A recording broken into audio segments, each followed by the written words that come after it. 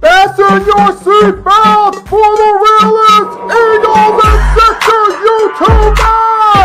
One who plays no clickbait and gets to the point! The myth, the legend, Nicky Steves! Come to my channel, you know the deal. Yo, boy, always keeps things real. I'm simply statue, think, and slate, dropping unrealistic magic. 2K takes for the clip. Even though cats like that get views closer to the millie, never hear me preach, slip on to Philly. Avoid you watching the Eagles all the way through to early 22. Authentic talk, forget what others do. Come to my channel, you know the deal. Yo, boy, always keep shit real. The 24/7, 365 way. Sports content for the reals that fill the day.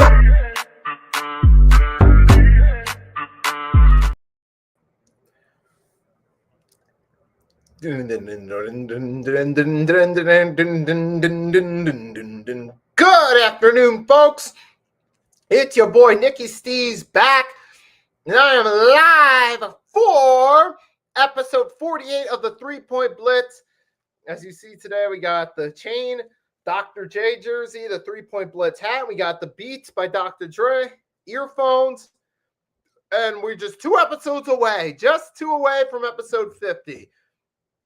And really, we're closing in on 1 year of the 3-Point Blitz because we did skip 2 weeks over the course of the year. We had one time in August. We skipped out an episode, and then we had an episode in between the Super Bowl and before the Super Bowl that we skipped out on. So really, we'd be up to 50 weeks by now So we're actually 2 weeks away from episode 50, barring a cancellation, or I put it this way, 2 weeks away from the 1-year anniversary of the 3-Point Blitz, which will be episode 50, folks. So cheers to almost 1 year of the 3-Point Blitz, doing this on the Hardcore Sports Network and the Nikki Stees channel. So cheers to that. And thank you all. So thanks to everyone that has tuned in and has been loyal throughout this ride. And thanks again. So thanks again, folks. And I hope this 3-Point Blitz series I've been doing has been it's been joyful for you, and we've been having a good time doing it. So without any further ado, it's time to dive into the rant of the week, kicking this thing off per usual, like we do every 3-Point Blitz. Now, this week, what I did was I had a poll via Twitter/X and my YouTube community page asking what do you want me to rant about? Because I had 2 subjects I could possibly rant about. I was thinking about ranting about tanking in the NBA or the LaMelo Ball car crash. Majority of y'all that voted on my poll chose to rant about tanking. So that's going to be the rant of the week, folks. So by popular demand, we're going to rant about tanking in the NBA. Now, tanking, we know this is nothing new. It's been going on for the longest time. Now, with social media's rise, this has pushed the subject of tanking into the mainstream, especially has been discussion via social media platforms like Twitter, now X, YouTube, Facebook, Instagram, Reddit, other online forums.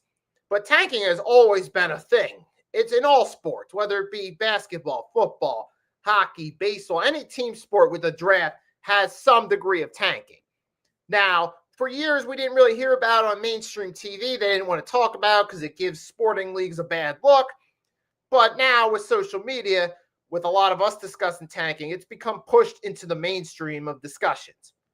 And last week, we saw a very suspicious example that's going on with the Sacramento Kings.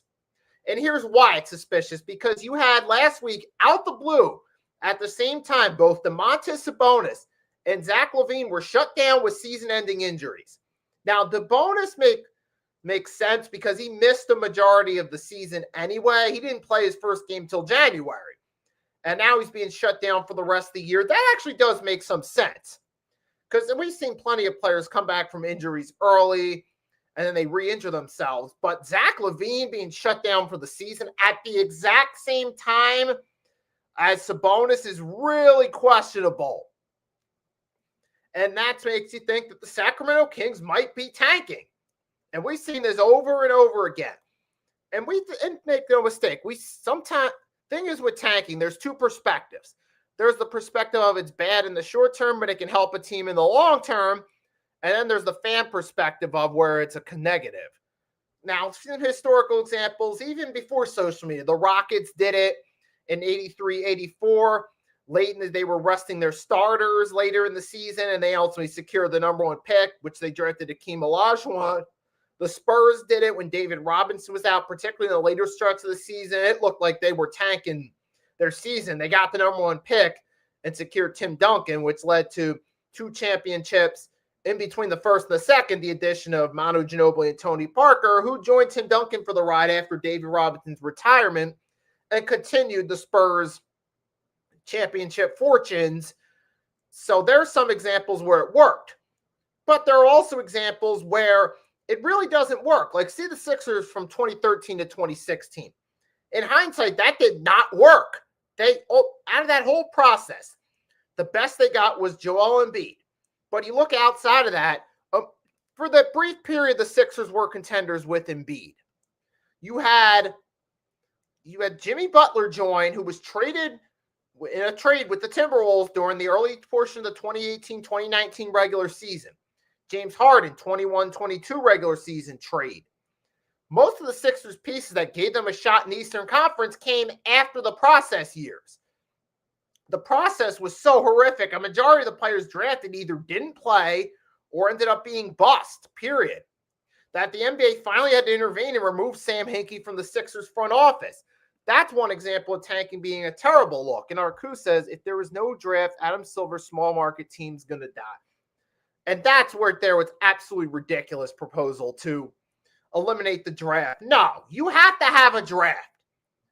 Because how are you going to decide picks?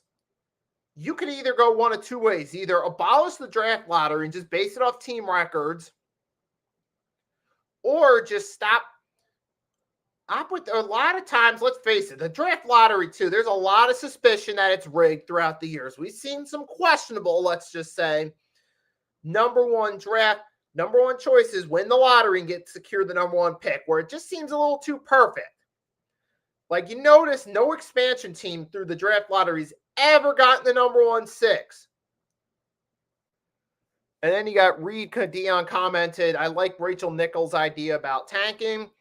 Rachel Nichols' idea. You'll have to fill me in more on that one, because I haven't been keeping up with Rachel Nichols lately. So you'll have to fill me in on that one so I can give an opinion on whether that's a good or bad idea.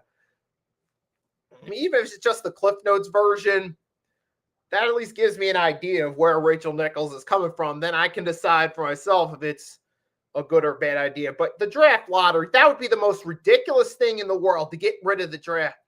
Just to get rid of the draft. How do you decide who gets who?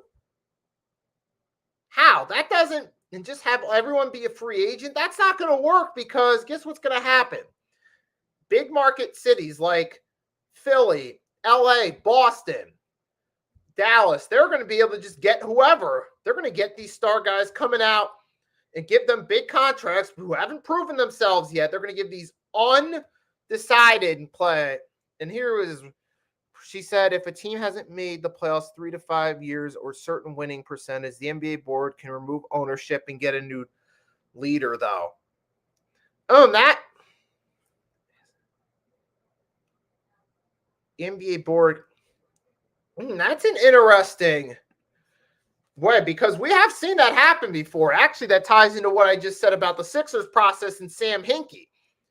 Like, if you're consistently getting this could have worked, particularly with the Clippers back during the Donald Sterling years. This could have easily gotten him out of office a lot sooner and could have actually given the Clippers a chance of being a better team years before the Chris Paul trade even happened. So that's one way it could work. There are other teams, so that's possible, but I would say there's some interest. There's going to be some yes and no takes for that. Yes, I feel like if you've been 5 years and you haven't shown any sign of improvement, removing ownership could certainly it could help out, but there's no guarantee, though. You could just replace one incompetent owner with another incompetent owner. So there's no guarantee that that would actually work. Now, for a team like the Hornets, if they would have followed that formula, they could have gotten rid of Michael Jordan, who's basically, ironically, the Kwame Brown of big front office executives, where he is hard. He's just as bad as Kwame Brown was as a player. Kind of ironic, because Michael Jordan was the one who drafted Kwame Brown. But, well, that could potentially, it gives teams that are stuck, that are dumpster fire, like the Wizards or the Hornets, hope. But there's no guarantee either, because you could just replace one incompetent owner with another. So I give Rachel Nichols credit for trying to come up with something different. But I think it's just, I don't know if that's ever going to truly work. It could work. It could. But that also depends on if you get the right replacement. If you find a suitable replacement in the front office that actually knows what the hell they're doing, then maybe after 5 years it could work. But, I mean, it's a different idea, but it's kind of hit or miss to me in terms of removing an owner and bringing a new owner in. Because, like I said, there's a chance you could bring in someone new. Like, if they would have implemented this, the Hornets could have gotten rid of Jordan years ago and gotten a more sound mind. Who knows how different their franchise's current state would be then. But at the same time, there's also the risk of staying stuck in the same place. So that's to me, a new owner, that idea, that's a hit or miss idea, depending on who gets gutted, who gets cut in the boot, and who gets pushed into that spot. But then you have an interesting question, though, is how do you decide who the new owner is? How do you decide? Do you have a vote? Do all the other owners vote? Like if, say, in 5 years, the Washington Wizards are still a dumpster fire and they want to remove their owner. Do the other 29 owners vote on whether or not to remove them? Because for some owners, they might want to keep an incompetent owner in place to keep those teams at the bottom. That means less competition for them. So, I mean, it's a different idea, but you would have to have the right procedures in place to make it work. And then Ritos come. The Magic got Shaq in 92. There was 41-41. Got a number one pick again. Terrific Trench Hart. Chris Webber and trading for Penny Hardaway. So, yeah, then there's also that, too, where sometimes the lottery's suspicious. Tanking in no way guarantees anything. It doesn't guarantee the number one pick with a lottery, as proven by Reed's comment. They went 41-41.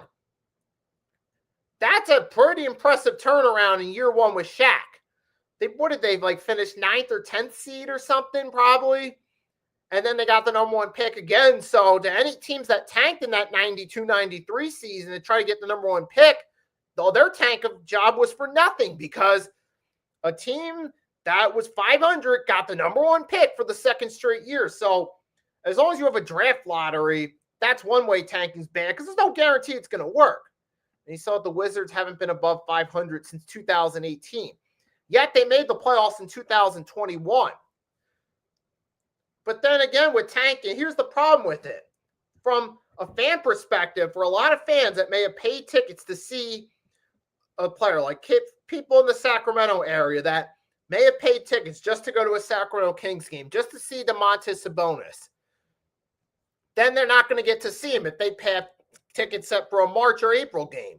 So they're not even going to get to see the guy they paid for. So that's a problem in itself right there. Secondly, for a lot of players, you're asking players to tank, potentially risk their job, and possibly risk a team drafting their replacement. And for some players that are on a contract year, what the hell is that going to do for them? You're asking players on a contract year to tank when they got a job on the line, possibly getting re-signed or joining another team on the line going into the summer, and you're asking them to throw games and risk their chance of getting another job? What's that going to do for a player on a contract year who's a mid-tier level player?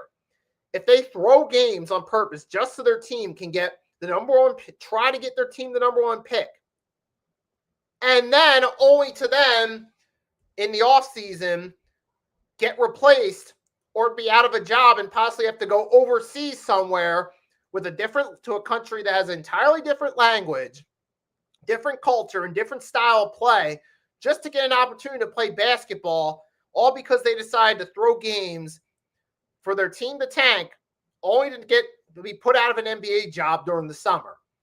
What would that do right there? If you're a player in a contract year, you're not going to want to tank. You're going to want to go out there and play. You're going to want to go out there and shine and try to either get re-signed or, if not re-signed, get signed by another team during the summer. You're going to go out there and play. You're playing for your livelihood, basically. If you're on a contract year and you're a mid-tier guy, I know the only way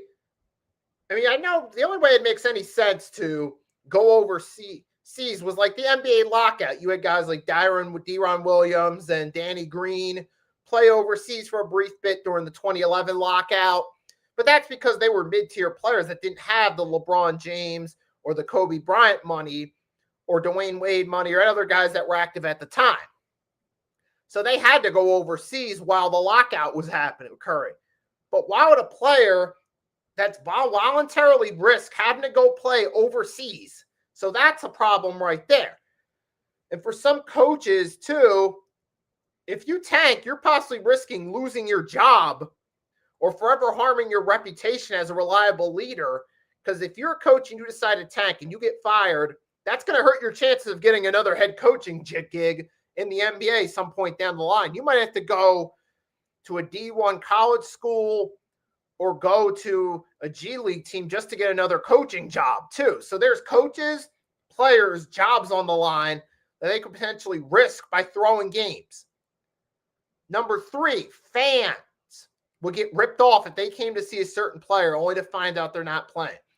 Imagine say the 96-97 Spurs. Some fans may be looking forward to going to a game to see David Robinson. Injury early. He's not going to play. But it's not just Robinson now. Now you got guys like Seth Elliott, I believe, and those guys not playing either. Now you're just ripping off the fans that came to see you play. Perfect example, the Sacramento Kings now. If you wanted to see DeBonis or Levine, you're not going to get them now. So that's a rip-off to the fans right there. And most of all, there's no guarantee tanking or securing the number 1 pick works. Remember the Wizards got the number 1 pick in 2001. Who did they take? Kwame Brown. Or remember the Clippers, the Candyman, Michael Oladipo? Or whatever his last name was. You think they're happy with that? I mean, the other example, you see Anthony Bennett with the Cavs. Here's the problem with tanking, is it doesn't guarantee anything. I mean, sometimes you could just be a bad team, but at least you go out there and try. And even the Thunder during their rebuild phase, before they became contenders and won a championship, post Russ, like early when SGA was getting more playing time, they weren't that great of a team, but you could at least see some of the players they had were at least trying. Even when they weren't that good of a team during the rebuild, you guys like SGA at least trying to improve their game and learn more. You had guys like Darius Garland back with the Cavs, Evan Mobley, when they were in their post-LeBron rebuild, before they became a top team in the East. They were at least trying to at least prove something. So sometimes you just get teams that are trying, that they're inexperienced and they need more in-game experience to get better, or they just don't have the right pieces, but the players at least still give it their all.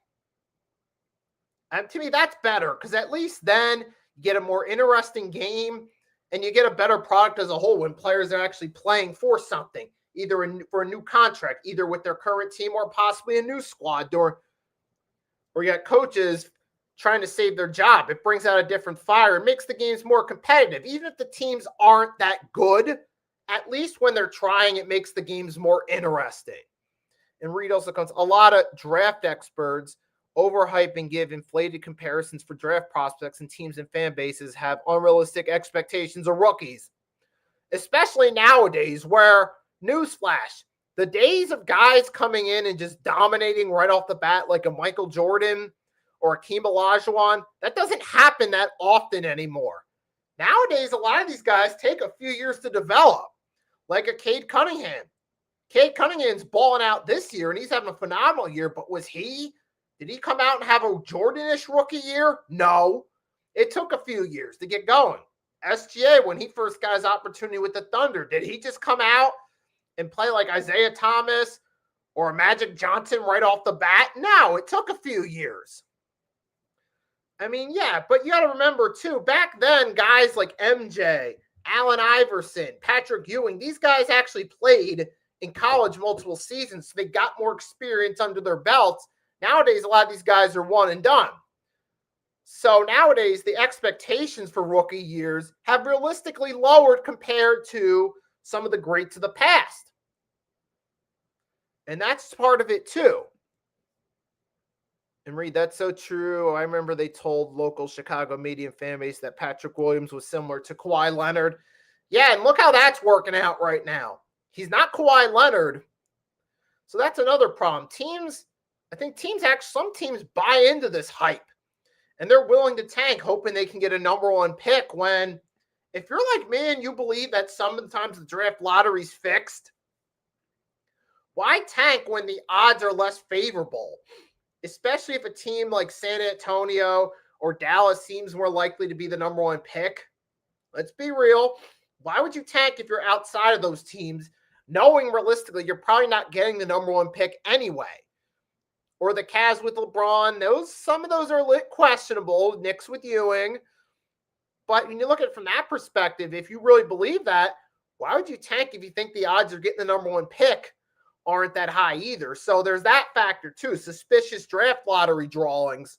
If you believe that they're rigged to some degree, why would you tank if you feel like you're not going to even get the number 1 pick. Philly fans were told Clarence Witherspoon was the next Charles Barkley. Exactly. So all this tanking for Lonzo Ball, remember him? I mean, he technically still around, but he's not playing at the moment. Look who became the star there. LaMelo Ball. So the point is, just because someone is picked up with the number 1 pick, or a team wins the number 2 pick and tries to get a Markelle Fultz, who was supposed to be a slam dunk at the time when the Sixers moved up to get him over Tatum, right? Remember, that was a slam dunk. Sixers fans should be happy. Well, where's Markelle Fultz now? A mid-tier player. Exactly. So those slam dunks or those best trades don't always work out as hyped either. So there's that. But speaking of LaMelo Ball, while we're still on the subject, now we're going to switch gears and talk about LaMelo Ball real quickly. I ranted enough about NBA tanking, so I'm going to keep this part brief. The LaMelo Ball car crash, man. Man, this is what happens when you get too obsessed with material possession. LaMelo Ball got himself a nice fancy car with a nice camouflage, which did have, it's a nice camouflage color, but guess what? We clearly saw from the video, if you saw the crash, LaMelo Ball was the one driving recklessly. And remember that incident where he was sued by a fan's mother who said he negligently drove over her son's foot?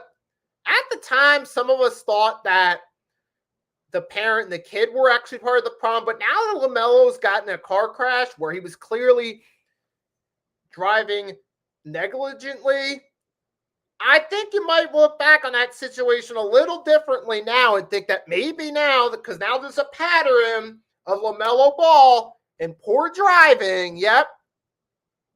But here's the difference, though. We got no Molly Kieran Rose here in this scenario. So we easily switch gears and now we're on to a new subject, T3. But all I'm going to say about this is, man, when you got money, you got to be a lot smarter. And LaMelo Ball is, quite frankly, lucky. He's lucky he didn't get seriously hurt in that crash. Because if he would have, this would have been the worst timing possible for that to happen, because the Hornets are actually on a bit of a roll now. Their record doesn't say it, but they've been winning a lot more since the turn of 2026. Now they're, as of today, in the play-in tournament at 10 spot. But if Kneppel and LaMelo Ball continue to do what they do, as LaMelo Ball's more, if he's smarter about his off-the-court decisions and avoiding trouble, avoiding risky behavior such as driving recklessly in a custom vehicle that could have caused a lot more harm to him, not to mention put someone else in danger too. Like, imagine if there was a toddler in that car, LaMelo. What do you think? Can you imagine how disastrous that would have been from a PR standpoint? So you got to be smarter when you're on the road. You see all of social media people from Charlotte about LaMelo driving. I didn't see that. I saw an anime one about Steph Curry being asked if he would go to Charlotte, and then he closes his eyes and he visualizes himself getting run over by LaMelo's reckless driving. He opens his eyes and answers the question, "Nah, I'm good where I'm at." I did see that one. They have made complications of LaMelo speeding. But that's, now all of a sudden you're the butt of jokes, and there might still be a lawsuit coming from this too. That would be the second big lawsuit related to reckless driving that LaMelo Ball's had placed against him. And this one would be a stronger lawsuit with the video behind it. The first lawsuit was kind of the kid's parents said, the other side said, but now LaMelo, I'm telling you, got to be smarter. The driving dangerous is not cool, man. You got to be smarter than that. LaMelo's just lucky that he didn't hurt himself seriously. He's got to be smarter because his team's actually doing pretty hot. This would be the worst time to get in some serious trouble. So to LaMelo Ball or anyone that likes to go out and drive in custom vehicles, if you have the money to make a custom vehicle, that's your business. but please do so responsibly. Please drive like a regular, responsible driver would. Sure, you may have a fancier car, but you still got to drive like a responsible adult, no matter how much money you have or how popular you are. Because when it comes to now NBA teams, that some of the teams that are hot and cold going into the home stretch, the Hornets are actually one of the hotter teams at the moment, despite their record, because they've been doing pretty solid. And like I said, LaMelo Ball's really stepped up along with potential Rookie of the Year Con Kneppel, who might be the Rookie of the Year potentially. I'll get to more to some award predictions in a little bit. But you see now, the Hornets are 10th. They're 7-3 in their last 10, and they have a win against the Bulls. So they've gotten better. They're even better than the Milwaukee Bucks, who are sitting at 24-31 out of the play-in tournament. I even predicted the Bucks would probably reach the play-in this season, but now it's looking like they might not even do that now. And I think this is officially the end of Doc Rivers' coaching career while we're on that subject. I think this is going to be the final where people finally stop falling for the potential. They stop looking at Doc Rivers on paper and stop falling for what looks like a great resume on paper that really isn't. And then, of course, you got the Wizards, Nets, Pacers. But the Pacers, well, they're cold this season. I mean, the Wizards, what did they get out of the Trae Young trade?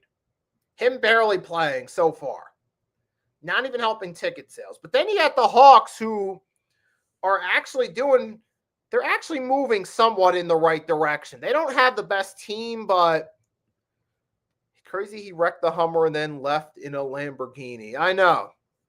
Just, incompetence there. But the Hornets, to be fair, are hot. So are the Hawks. They're actually, since they traded Trae Young, they're actually better off now because now they can go in a new direction. They're rebuilding around Jalen Johnson. You got him, Zachary Rasheed, Dyson Daniels. They actually have a respectable team that maybe with some more experience could be better, especially because maybe in a year or two, if the Miami Heat don't make any big moves, they could pass the Miami Heat. I mean, they could even pass them this season if they just keep winning games, but the Miami Heat are on a little 3-game winning streak of their own. Things are starting to move a little bit in the right direction with Norman. They still have Norman Powell. They still got Bam Adebayo. The Heat are still a respectable team. And then you got the Magic. They're still in the mix, but you got Franz Wagner's out, which is a problem because he's their lead scorer. He's their lead guy on that team, and we'll see how much longer is he out for. Hold on. So I'm going to share. I want to see because he last played on the 11th, but he's currently inactive. Let's see. So he's out indefinitely. That last update came 6 days ago. So it's been about a week. Wagner's still out indefinitely. But the Magic still got some decent pieces. But the Desmond Bane one, you gave up all that for Desmond Bane? Not for Ja Morant, for Desmond Bane. You still got a solid team, Banchero, Wagner when he's in there. You still got some decent pieces, but you're not a true but you're just a competitive team. Sixers, I would love to say they're contenders, but realistically, they're competitive. They're 5-5 in their last 10. They did have an impressive win where Maxey dominated the T-Wolves, even recorded a poster dunk on Anthony Edwards. So and Maxey, I think, might even be a dark horse candidate for MVP. Let's be real. I don't know if he's going to get the award. I think Wemby's going to get it, but Tyrese Maxey could really be a dark horse for MVP. I'm not lying. And I'll talk more about that in a minute. But I love what Maxey and Edgecombe are doing. Embiid, he's in and out of the lineup. But I think the Sixers are a competitive team. Speaking of Sixers, you got Nick Nurse's former team, the Toronto Raptors, with guys like Emmanuel Quickley, Scotty Barnes. They got a solid team going. I like what they're doing, but I don't know if they don't necessarily play with enough fire necessarily to be a contender. They're a good team, but they're just missing that grit that they're playing with. And then you got the Cavs with James Harden. They're 8-2 recently. They're doing pretty solid. And the Cavs, they're only one game back from the Knicks, so they could easily work their, if they win it, just win out, they could easily work their way up to the number 2 seed. I still think the Pistons are ultimately getting number 1, but as far as hot teams go right now, you got, of course, the Cavs. The Charlotte Hornets are starting to heat up a little bit. You got the Detroit Pistons are hot at this stage, and the Boston Celtics are on a 3-game winning streak. You have Jaylen Brown and Peyton Pritchard. Peyton Pritchard has been excellent. Particularly, he was excellent on Sunday when the Celtics played the Lakers, dropping 30 points. Peyton Pritchard's a nice little gem for them right there. And he's been excellent for my fantasy team. So cheers to Peyton Pritchard. So the Celtics are, I got hot in the East. You got Pistons, Celtics, Cavs, and Hornets are the hottest teams at the moment. Now, the Hornets aren't necessarily the best, but they're the hottest at the moment. And now, let's take a look at the West real quickly. Let's see what we got out West. We got them. They're on the hot side. Teams out West, of course, you got the Thunder, Spurs. Thunder still doing what they did last year. That big three, SGA, Holmgren, Williams. Those guys are still out in the court doing their thing. So I got them, of course, as a top team out West. Of course, the Spurs, they've won 9 straight. They're 9-1 in their last 10. They're just at Victor Wembanyama's putting up a case for MVP. You got him, De'Aaron Fox, Stefan Castle, Devin Vessel. Those guys are just balling out their mind right now. This is looking like the old San Antonio Spurs. So I got them as hot. Rockets right now are kind of iffy. Lakers, they're a little bit cold right now, to be real with y'all.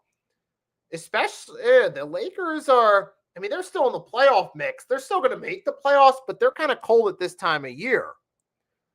And then you got the T-Wolves. Well, T-Wolves usually save their best for the playoffs. The Suns were doing pretty good, but the Dillon Brooks injury has moved them to kind of cold. You see they're 4-6 in their last 10, and they've been kind of struggling a bit lately. So I'm not too sure about that. And then you got, let's see, a little bit lower. And then you got the Clippers, and, well, they've pretty much blown it up. So they're kind of cold as a team, potential play-in team. They'll probably still get the play-in, but they'll be one of the weaker play-in teams. So I got, for hot and cold, we'll put it this way.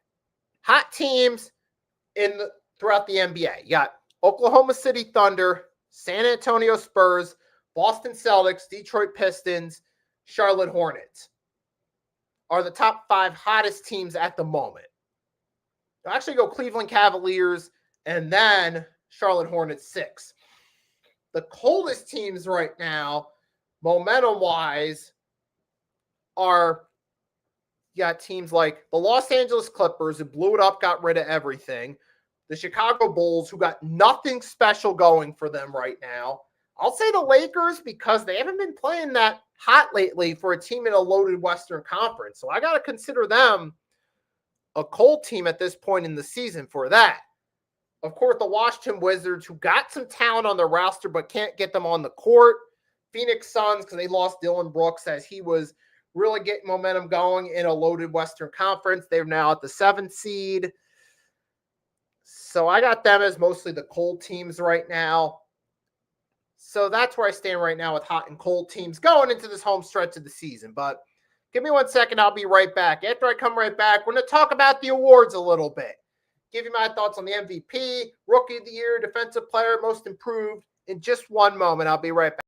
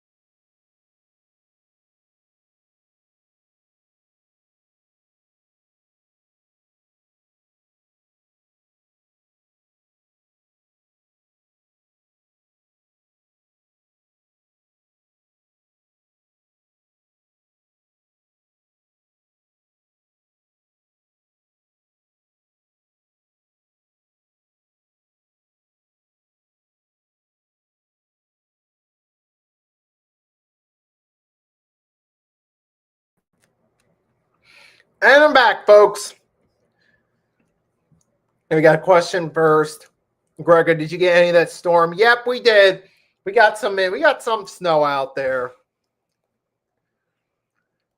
As you can see, some of the snow out there. There is some snow. We didn't get as hammered as some areas, but we did get some of it. I know that wasn't the best view, but so yeah, we did get some of the snow, but anyhow, moving right along. Now, we're going to talk a little bit about the awards.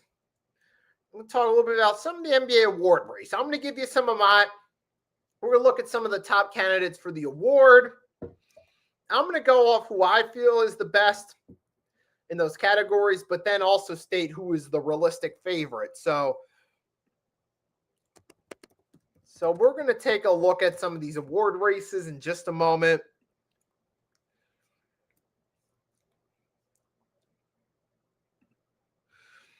So let's take a look at the award races in just one moment. Try to check it from NBA.com.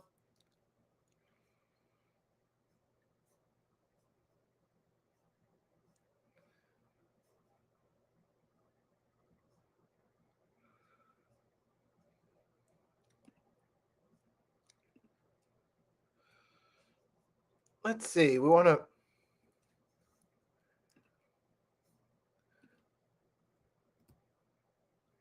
So we're going to take a look at some. Start off with the MVP awards.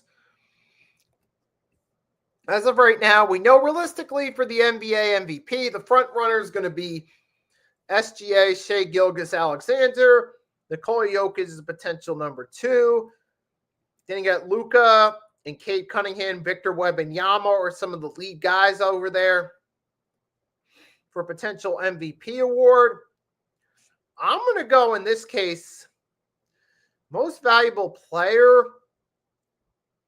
I'm going to lean toward Victor Wembanyama. I'm going to lean slightly toward Wemby as the most valuable player. I feel like this could be the year he wins the MVP. And realistically, I could see that too. But I think they're going to probably want to go more toward SGA because he's already becoming their superstar.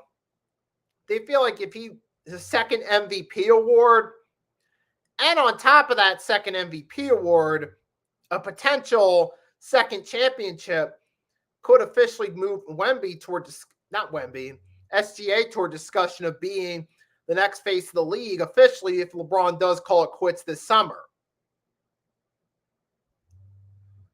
So I'm thinking that I'd say they're most likely going to go with SGA, but I could see Wemby also being the MVP candidate as well. Luka Doncic, he's a dark horse candidate, but I feel like don't see him getting it realistically.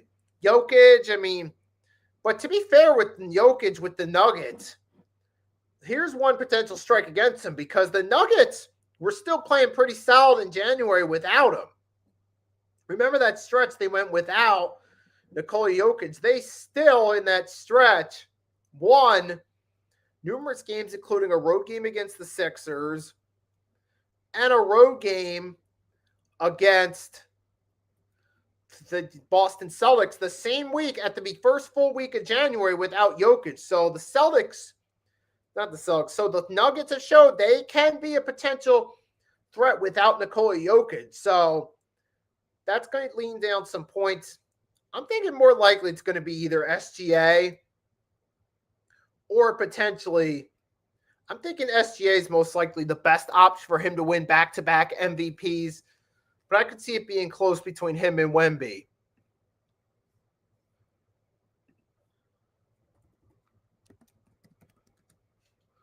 So there's why I could see that. Now for Rookie of the Year odds, as of right now, this is mainly coming down to two guys, Cooper Flagg and Con Knuppel.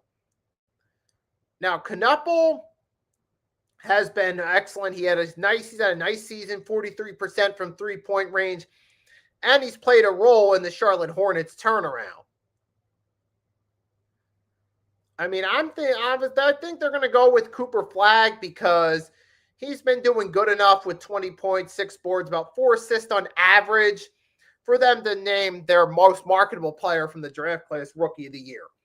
because I could lean toward Con Kneppel over him. But realistically, too, it's also based on marketing, too.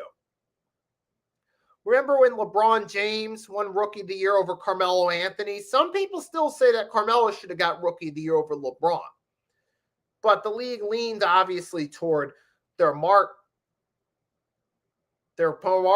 their main guy they're marketing, and that being, at the time, LeBron James. So I feel like they're going to go with Cooper Flagg as long as both guys stay healthy. But it's either Cooper Flagg or it's Con Kneppel. VJ Edgecombe's had a nice rookie year, but it's either going to be Flagg or Kneppel. No mistake about it. It's one of those two guys. There's no ifs, ands, or buts on that one. So be on the lookout for one of those guys to potentially be Rookie of the Year. I mean, you've had guys like Derek Queen, who's doing nice with the rebounds and the assists, but what has that really translated to for the Pelicans? What? That's translated to nothing special. And then you got Cedric Coward from the Grizzlies. He's been all right, but he's not getting Rookie of the Year over Flagg or Kneppel. I mean, I could see, let's see. Now, moving on now. Next award I could see, potentially Defensive Player of the Year. It's going to come down to either Victor Wembanyama, Chet Holmgren from the Thunder, Rudy Gobert possibly again, and Scotty Barnes from the Toronto Raptors. But I'm going to say it's going to be Wemby, because Wemby has been deemed the most impactful defender, and he's just, with steals and blocks, Wemby is just outside this world. He's clearly the best player in the NBA right now.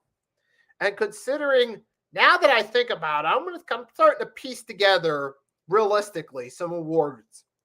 I'm saying SGA, MVP, Cooper Flagg probably getting Rookie of the Year, although you could make a case for Kneppel, but I'm going to say it's probably going for Cooper Flagg. And then Defensive Player of the Year, Wemby by a mile. So that's where I stand on those three award races. I mean, like I said, you do have other guys like Chet Holmgren. He still remained one of the top contenders, but I got to go with Wemby because he's clearly having the most impact on defense.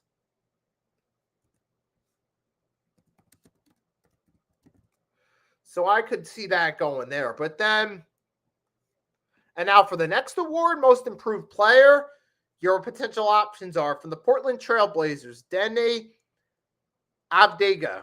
He's been averaging about 25 to 26 a game, 7 rebounds to about 7 assists. Then you got Jalen Johnson. He's another guy with considerably strong odds.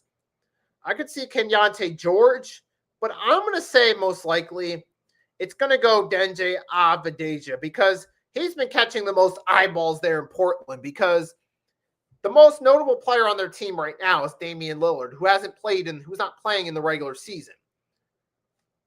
And here you got a guy in Deni Avdija Dene's been named to his first All-Star team, and he's been one of the key guy, the heart and soul of this team, keeping them competitive in games throughout the season, even helping them win some games they probably shouldn't have won. So I'd say easily Dene's the Most Improved Player of the Year for sure this season. Jalen Johnson a close second, but I got him right there.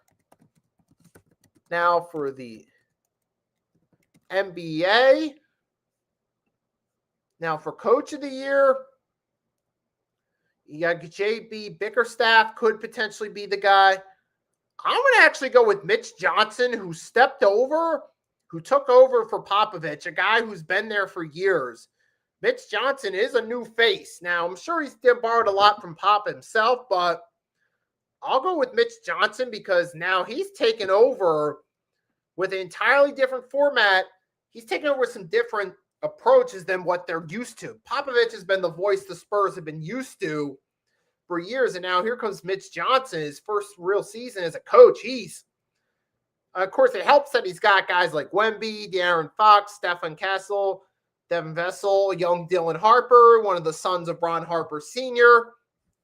It helps he's got those guys, but I would give JB Bickerstaff. Now, I would say JB Bickerstaff's likely to be a favorite, but I'm going to go with Mitch Johnson as the potential Coach of the Year here for me. So my Coach of the Year is going to Mitch Johnson of the San Antonio Spurs. in that one.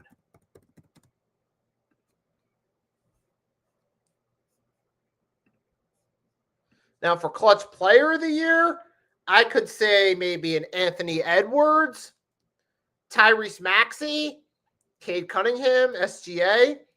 Now, Maxey, to me, I got Maxey as a dark horse MVP candidate because he's been really a high-volume scorer in these tight games. I'm going to actually lean toward Maxey being the more clutch player than Anthony Edwards, even though AE's the favorite, because between Edwards and Maxey, Edwards still has a stronger team, whereas the Sixers aren't as complete a team, but Maxey's really stepping up and really helping carry that team. He's having an Allen Iverson-ish statistical year, similar to Allen Iverson, that 2000, 2001 Sixers team when they had that really good season. But I'm going to go with Maxey as my clutch player of the year for this year. So for my awards right there, so I'm going to go with this. So to recap it, here's who I got as my guy. And then, of course, last but not least, there is executive of the year. You're probably going to go with Sam Presti again. But here's my potential. Who I got as my winners for the regular season awards. We got, as of now this could change because we still got March and April to play. February's only got a handful of more days left in the month. But here's what I got for my award race.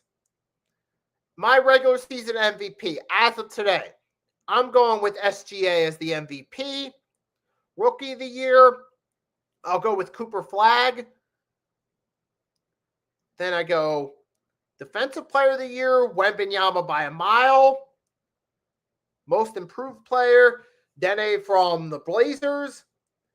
Clutch player of the year, I'll go Tyrese Maxey. And then coach of the year, I'll go Mitch Johnson from the San Antonio Spurs. So that's my awards for the 2025-26 season as of February 24th. Now, we still got to wait and see which teams stay healthy, who's doing what, etc. But it's going to be an interesting race. But that's where I stand as of now with the awards. So as initially planned, this is where I'm going to take my little break. Then we'll come back. We'll talk a little bit about March Madness, some of the expectations, ratings-wise. Then I'll go through a brief list of NFL free agency, who's the hot free agents. Stay tuned. Your boy will be right back. We'll be talking about that.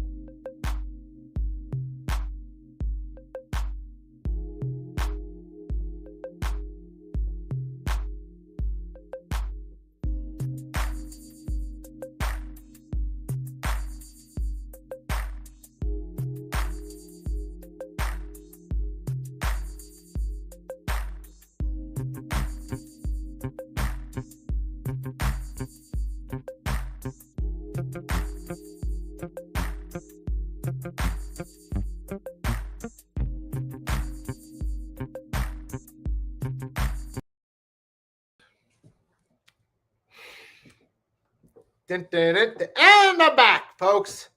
After a quick break, now it's time to get back into it. So, like as promised, now we're going to talk a little bit about March Madness. Mostly going to go through some of the ratings. Now, there's an interesting question now. We've talked about it a little bit more because in recent years, some of these women's games have been doing pretty solid viewership-wise. With some people, not everyone even going as far as to lean a little bit toward the women's side over the men's side. So now that raises the first question of, will the women's tournaments outshine the men's tournaments? Now, there you either go from one of two metrics, either from an on-the-court gameplay standpoint. In certain games, you will see the women outshine the men. You'll see them play harder. There'll be more of a grit and a determination from the ladies in some of those games. So on some games, yes. But as a whole, I feel like viewership-wise, this year, I don't think they're going to outshine them as much because the rookie class for this year for the men's is actually a pretty solid freshman class, one of the more interesting freshman classes for men's basketball in quite a while. So I feel like we're going to get this year, it's going to lean a little toward the men's in terms of viewership. I mean, the women's will still get some viewership. People will still tune into their games. You had South Carolina and LSU on Valentine's Day average 1.7 million viewers on ABC. So you'll still get your games where people are tuning in, but I feel like that's going to come more as March Madness comes along. Once you actually get to the tournament, more people will tune in to see the women's games, but also you're going to have the men's games are also going to have draw some ratings as well. Because here's some of the most watched men's basketball games we've seen recently this year. You had Duke and Arkansas back in November, had about 6.8 million, and you had Michigan State, North Carolina, 6.5. Duke and North Carolina, 3.5 earlier this month. Back in January at the beginning, Maryland, UCLA had about 2.9 million views. Michigan State at the end of January on the 30th on Fox had 2.8 mil, 2.4 mil for Kentucky and Arkansas. So the men's games are getting a lot of views too, though, as well. Now, I think with the women, they'll start once March Madness comes in, more people will watch those games. But the men's, you have some more intriguing teams like North Carolina, Michigan, Michigan State, Duke. They're going to definitely get people to tune in to the men's games come March time. So as of now, it looks like momentum's swinging toward the men. But we'll have to ultimately see, though. But it'll always be interesting, though, because we know one thing's for sure. Come March Madness time, somebody's brackets getting messed up in the opening round. So there's going to be an upset in the opening round, and someone's going to watch their bracket fall apart.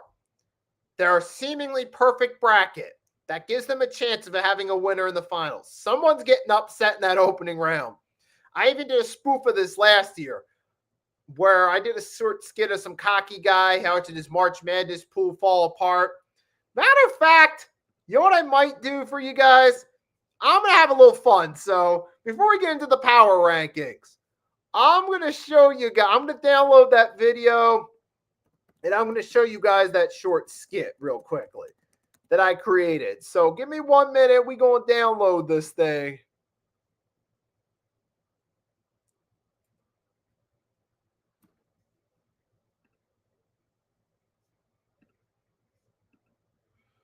Now, actually, I'm going to share the screen with you guys. So hold on 1 second. Here we go. I'm going to share the screen with you guys. Stay tuned. Here we go.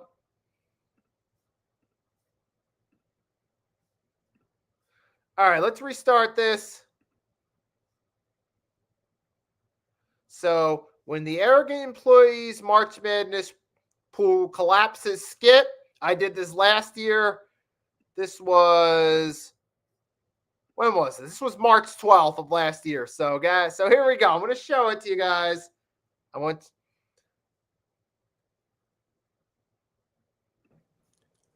It's March Madness time, baby. I got my pool locked. This year's going to be the year. Seeds 1, 2, and 3 are a lock this year. Bro, have you seen the team records for all 3 matchups? All 3 matchups are mismatches. Yes, I understand that upsets happen, but this year, they're complete mismatches. Trust me. All right, game time, baby. All right, now I get to sit back, enjoy a cold one, watch the number 3 seed, get the win, and keep that pool coming strong. Man, some people really think that there's going to be upsets in these mismatches. Please. It's a little bit closer than I expected, but they got this game locked. My pool will be doing great tomorrow morning. All right. Up by 2.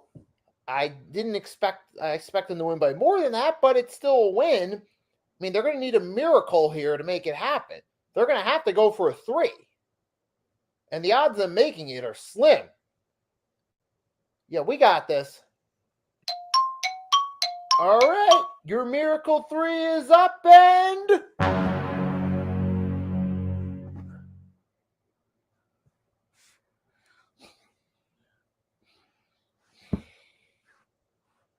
for 1 year, can everybody play up to their abilities 1 time?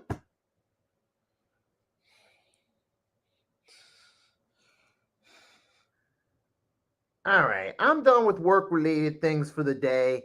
I'm going to relax a little bit. We ain't going to worry about that. Although they did bring one thought to mind. What's going on with March Madness? to see. Oh, we got an upset. Oh, Nick's pool just fell apart. Good, because he was being way too cocky and full of himself in the office. I can't wait to see him tomorrow. All right, so there's the skit for you guys right there. I just thought I'd share that. That was from last year, a little skit I did, poking fun at how March Madness pools usually fall apart, and usually it does happen. Usually it does happen. But now, without any further ado, now we're going to take a look at the power rankings and expectations headed into this year and see what stars. So give me a second, but we're going to take a look at the power rankings. So here's starting off with the women's brackets first. So we got UConn, of course. They're number one. Remember last year they did it. Paige Beckers won it for Gianna Bryant, which was cool. So I guess UConn's keeping that GG spirit strong. South Carolina, they're second. UCLA third. Texas fourth. USC sixth. TCU, Duke, LSU, NC State, Notre Dame, Oklahoma. You know what's ironic? A lot of the women's teams that are doing well in this are actually usually teams that in football, the men's are usually top of the rankings in college football, like South Carolina, Texas, USC, and they're doing really good with the women's basketball going into it. Oklahoma, Maryland, Kansas State, UNC, Tennessee, Kentucky, Ole Miss, Baylor, Ohio State, Alabama, West Virginia, Florida State. Top 20 in a lot of the schools that are usually top market college football teams. So that's going to be interesting. But now we're going to kind of take, it's top 25. Let's take a quick. So you get West Virginia, Florida State, San Diego State, or South Dakota State, is that? Let's see. It's South Dakota State. And then you got Oklahoma, Michigan. So that's the women's. Hold on a sec. Now we're going to take a look at the men's real quickly. So let's take a look at what the men's got.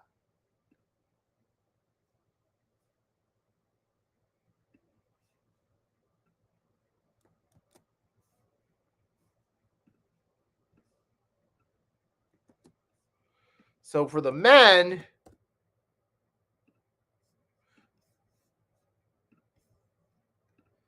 here we go. So the men's brackets, we got, I mentioned some of these teams earlier, like Florida, Duke. A lot of their games are getting good views.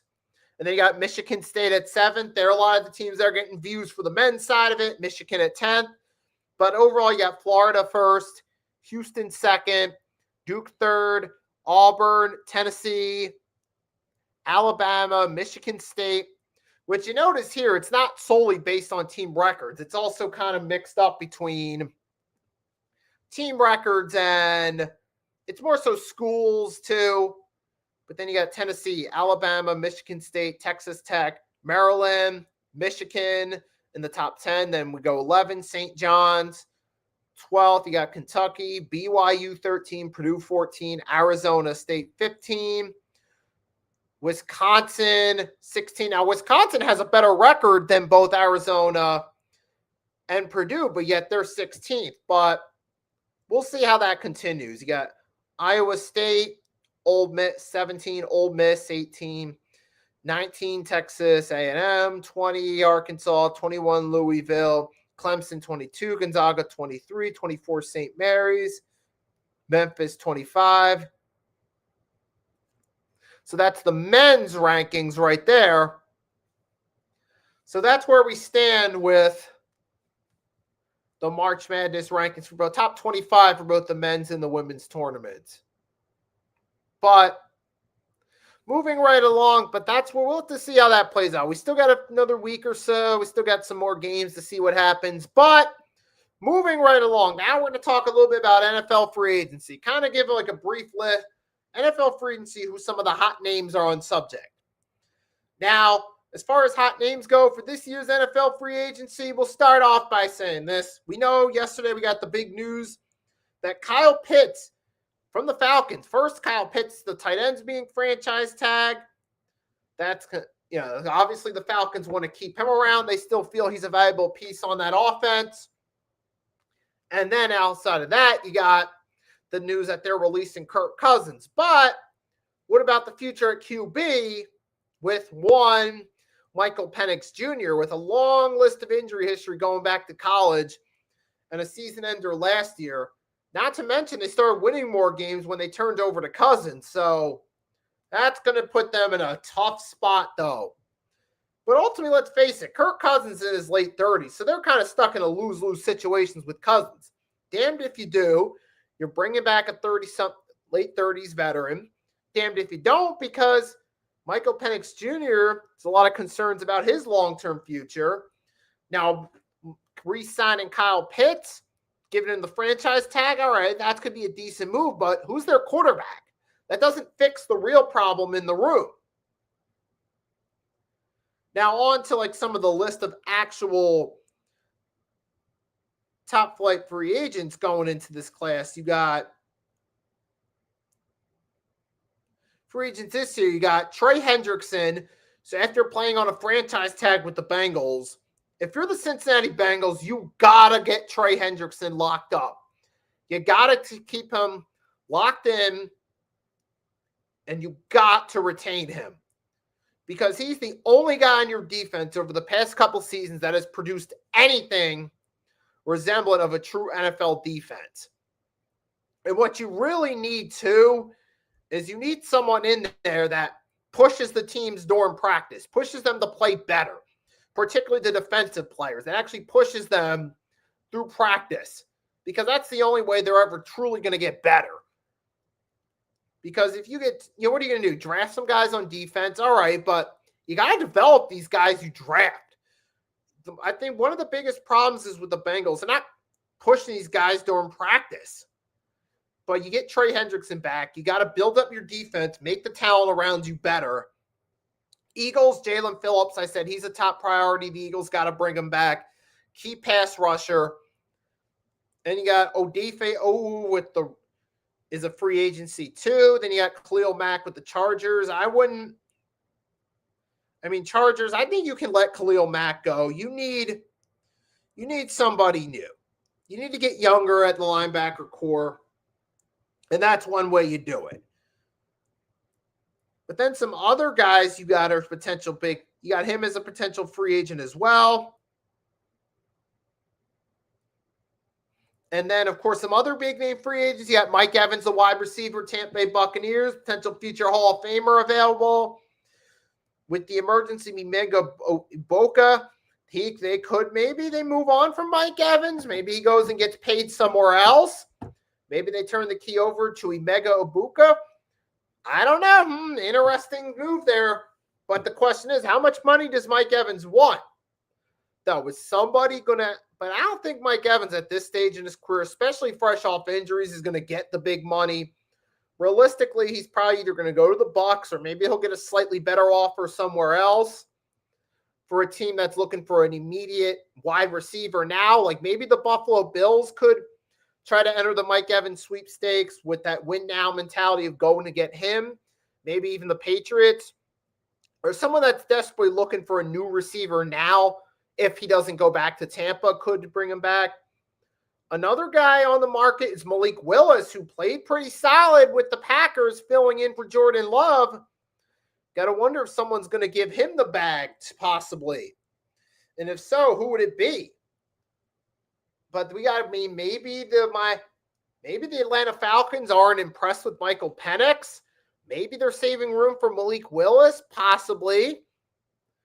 I'm trying to think of some teams who might try to go for Malik Willis. I could see that. Maybe the Saints. I don't know about the Saints. They're going to try to run it back with Show. Little G Griffith, sorry about your loss, man. Thanks for stopping by the stream. Best regards to you and your family. Let's have one moment of silence for Little G Griffith. The Little G Griffith, this moment of silence is for you.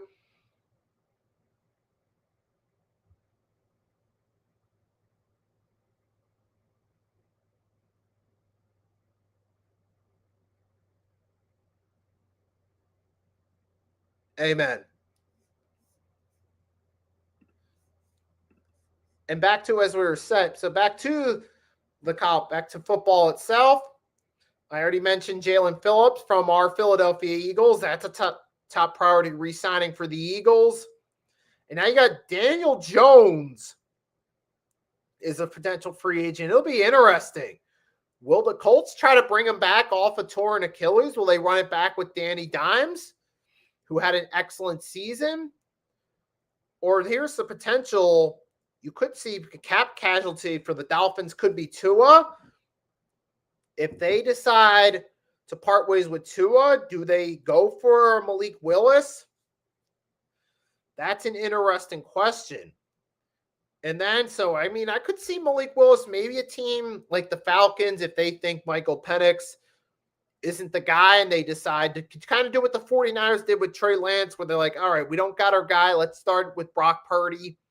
Maybe a team like the Falcons might say, all right, we don't really got our guy. Let's run it with Malik Willis. I could see that being possible.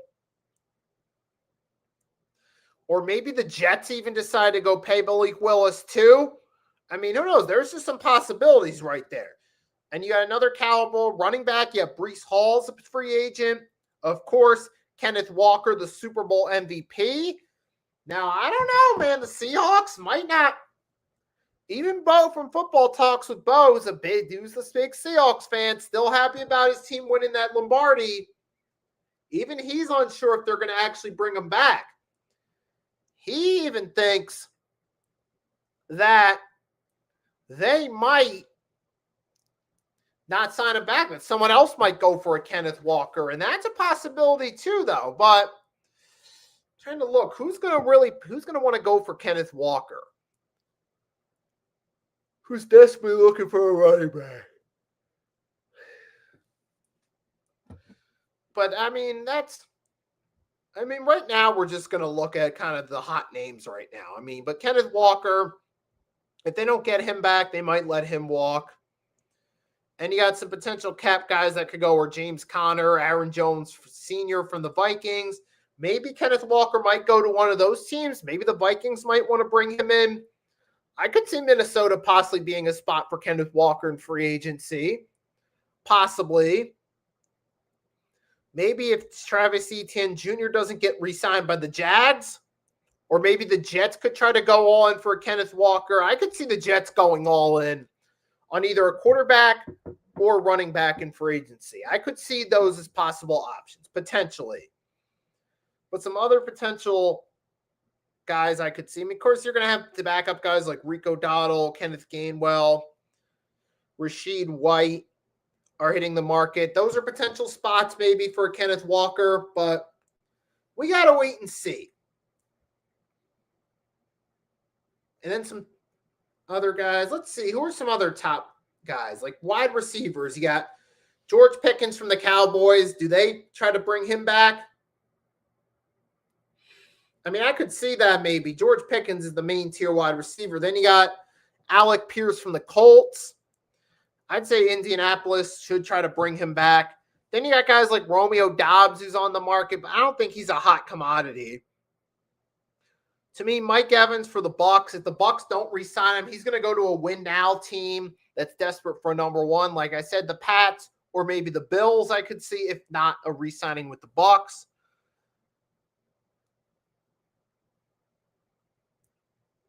And you got Deebo Samuel from the Commanders as a potential hot name for free agency. So there's some guys right there. Like I said, on the defensive side, we talked Trey Hendrickson, Jalen Phillips, some potential edge rushers that are hot commodities. So there are some guys there that could become free agencies. So there's some guys that are going to be some hot names on the free agent market for sure. But it's still a matter of who's got the cap space to sign them. How much money are they going to want? So it will be an interesting free agency to say the sure. Because you had some pretty good names available. Now here's just a list from the NFL website. There's some potential names available.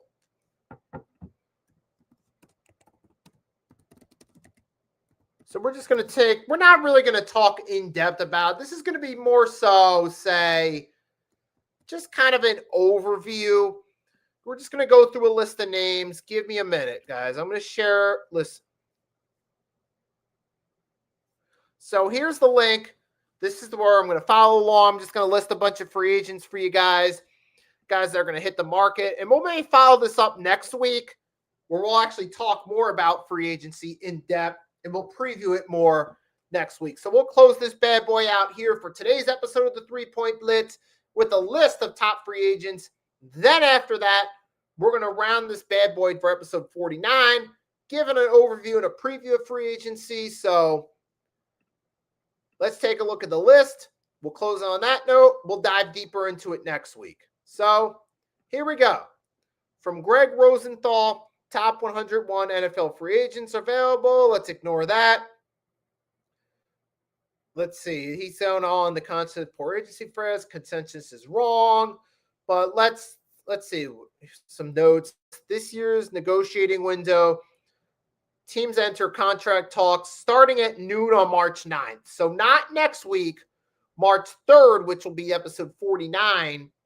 But the week after that will just be beginning free agency when it opens on March 11th. So episode 50 will be the day before free agency officially opens. So that's on the list. We got contract negotiations on the 9th. Free agency begins on the 11th. So we're just a couple weeks away. But that being said, we're just going to take a look at, this is according to Greg Rosenthal's list for top free agents. It's got Malik Willis number 1. I'm not sure if he's the hottest free agent on the market, but to be fair, Malik Willis has a name. And I'm sure someone will pay him based on his performance filling in for Jordan Love.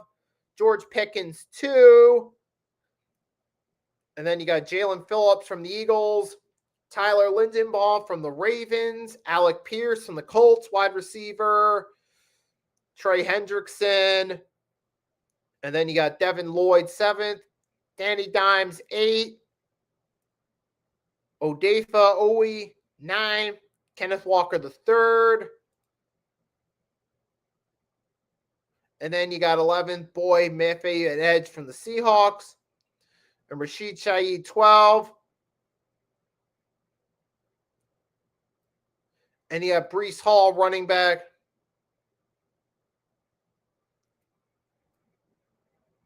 And you got Elijah Vera Tucker. And you got guard. And then you got David Edwards, offensive guard, 15.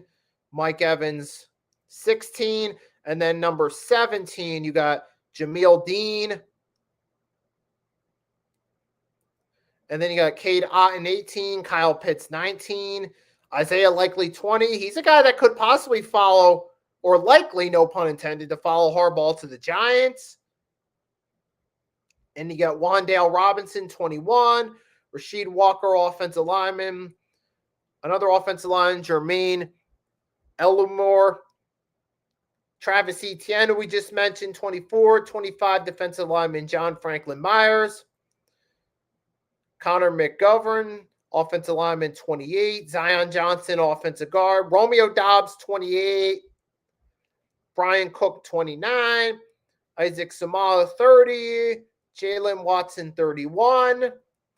Kwity Paye, 32. Alontae Taylor, 33. Cave Levon Shayason, 34. Caden Ellis, 35. Chigoziem Okonkwo.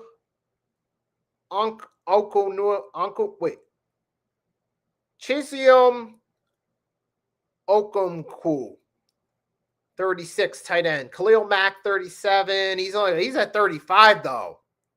That might, I don't know. I don't know. I mean, someone's just looking for an immediate.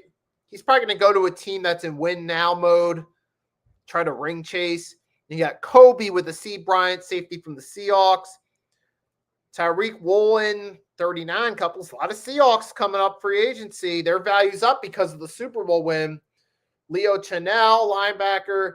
Cade Mays. Nick Cross, 42. Nakobe Dean, 43. Clay Walker, 44. Brandon Smith, 45. Cameron Curl. Curl, safety who made a key play in that divisional round game against the Bears in overtime. Jawan Jennings, 47 at receiver. Joseph Owasi, 48. An edge, 49 linebackers. Justin Strand. Wyatt Teller, offensive guard. Then we get down to, we're kind of toward the bottom half of this list. Jaquan Brisker, safety. Calais Campbell, 52. Travis Kelce, if he still plays, he'll probably get re-signed. Joey Bosa, 31's 54. Nashawn Wright, he's still 27. You got Ed Ingram, 27. Cordell Float, 57. Arnold Ibkitai, 58. Edge. Another edge, Bradley Chubb, 59. If the Dolphins let him go. AJ Spinoza, 60. DJ Reader, defensive tackle. Aaron Rodgers, 62. 63, Draymond Jones, defensive lineman. Then you got Joshua Jobe, 64 again, fresh off Super Bowl. Kenneth Gainwell, free agency. He was named the 2025 Steelers MVP. Got one. They'll probably bring him back too. You got Demario Davis, linebacker, 66. Montre Brown, defensive back. Deebo Samuel, wide receiver, 68. Charlie Kohler, 69, tight end. Number 70, Jalen Naylor, wide receiver. He's a low-grade resign. Devin Bush, linebacker, 71. Remember when he pretty much scammed the Eagles? Kevin Zittler, 72, offensive guard. Jalen Thompson, safety. Greg Newsome, the second, defensive back, 74. 75, edge. Kingsley Inagbare, 76, Mariota. 77, Hassan Reddick. His values dropped a lot. Kadir Kulu, 78. We're getting in the home stretch. Rashid White, 79. 80, Dallas Goedert. I said, he's still 31, so he's still got a few years left. And then 81, Sheldon Rankins. 82, David Onyemata. A lot of defensive guys, a lot of edges here in this lower rank. Cameron Jordan, 83. Al-Quadin Muhammad, 84. Braxton Jones, offensive tackle, 85. Kevin Byard, safety, 86. Rico Dowdle, 87. Malcolm Kunse, 88. But, he was coming off of major injury. Jameer Saylor, 89. Sean Ryan, offensive lineman. Darren Waller, Trayvon Diggs, Quincy Williams, David Njoku. And then you got Eric Wilson, 95. 96, Lee Blankenship, 97. Kyrus Tonga. And then 98, Tyler Algier. Logan Hall, edge, 99. And the last two on this are Calvin Austin III and Jadeveon Clowney, 101. Well, Clowney, he's just hopping from club to club now. So, but there's a list of free agents, the hot list of 101 NFL free agents. Now, does this look like the greatest free agency class in the world? Nah, only a few real flashy names. But some of the role players like the Kenneth Gainwells of the world, a lot of the Seahawks defensive guys, those are going to be key. Who gets re-signed by their squad they were with last season? Who goes to a new squad? Are those guys effective as role players? That's going to play a factor in both teams' draft strategies and how well they do in the upcoming season. So we'll talk more about free agency the next episode. I'll give a more in-depth preview, some more predictions. But in the meantime, that'll be it for this episode. Everyone that tuned in, thanks for tuning in. Grega, Little G Griffith, Arku, a lot of you guys, T3, and Reed, Dion, thanks for stopping by. You guys played a key role in the chat, especially early on. We were talking about tanking. So thanks, Reed, for the insightful commentary on the tanking. So that being said, guys, have a great rest of your day. Later tonight, we got everything on the table tonight at 8 p.m. Eastern Standard Time on my channel, the Hardcore Sports Network, and my co-host Agent Warrior X's channels. So tune in for that tonight, 8 p.m. Eastern Standard Time. We'll talk a little bit about what we talked about here. So with that being said, tune in tonight. So until later tonight, it's your boy Nicky Steve signing off. If you don't catch me in the chat later, I hope you enjoy the rest of your day. So until next time, it's your boy Nicky Steve signing off. Peace.